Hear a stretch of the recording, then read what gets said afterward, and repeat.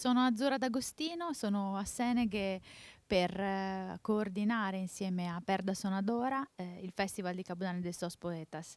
Io mi sono occupata della selezione di alcuni ospiti, in particolare Antonella Bukovac, Franco Buffoni, che siamo contenti abbia appena vinto il Viareggio, e sono anche in collegamento con il festival per creare una sinergia con altre due realtà. Una si chiama L'importanza di essere piccoli, è un festival di poesia e musica che coordino insieme all'associazione Sassi Scritti, Daria Balducelli, sull'Appennino Tosco-Emiliano, e il festival di Antonella Bukovac, Stazione di Topolò, che si svolge invece al nord estremo dell'Italia, al confine con la Slovenia. Da quest'anno questi tre festival sono gemellati.